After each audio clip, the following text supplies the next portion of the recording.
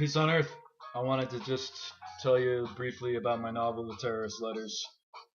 It's a postmodern allegory. As a matter of fact, I like to claim it's the first postmodern allegory.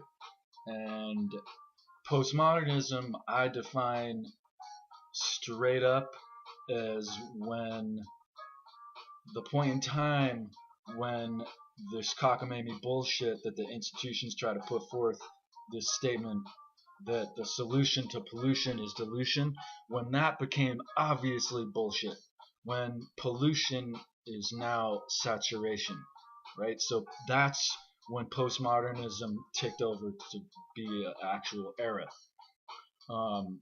This book, in it, I contrast a lot of things of the postmodern era, specifically, mainly, the prohibition of cannabis and the promotion of nuclear experimentation.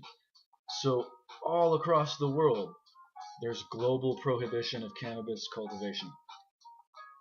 The most safe drug, the most potent industrial resource, and a really applicable medicine, and also a plant that tends to clean toxins. And then you got nuclear experimentation, which is the most dangerous industrial endeavor ever undertaken by man. Alright, so those are the main contrasts. But I'm here to really break down one of the first times in my life where another main contrast out of this book really hit me.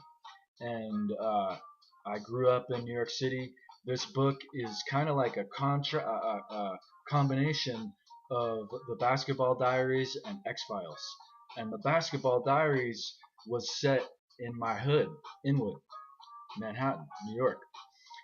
And out of that experience in New York City, I came up with the contrast of the Anglo and the straight Anglo. Because the straight Anglo institutions, not necessarily people, the straight Anglo institutions will tell you some bullshit like nuclear experimentation should be legal and marijuana, cannabis cultivation should be illegal. Now, the first time I came across an experience or a set of information where I realized, oh, the street angle knows first, knows higher minded, is when I learned the 85-10-5 philosophy. And that has really helped me in my life. And you could extrapolate it in many different ways, in many different places and modes of conduct. But 85% of all of you, 85% of you are dumb, deaf, and blind, easily steered in the wrong direction by the slave makers of the poor, the 10%. And 5%, only 5% are the poor righteous teachers. Like that, those words actually to me demonstrate patriot, P-R-T. The poor righteous teachers, they are the ones that try to get the 85% to wake up and stop being led astray by the 10%. The elitists, the slave makers of the poor. Now, if you extrapolate that one more time, the 10%, what's 10% of 10%? It's the 1%. And so that's why I identify with Occupy Wall Street too, because they came up with a proper theory, in the sense that 10% of 10% is the 1%. And that's even the slave makers of the slave makers, right? The elite elitists. And so the first time I ever, as a Anglo fool myself, came across some street angle knowledge, it was the 85-10-5% rule. And doing research on that idea, Thomas Edison perhaps might have said it best.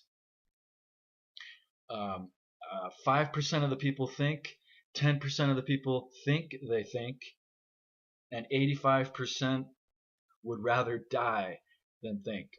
So I'm about to take this little piece of Divine Feminine, Mary Jane.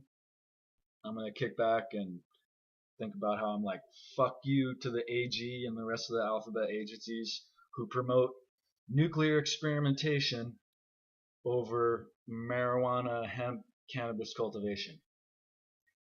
It's funny, but it's actually a window into how they do you.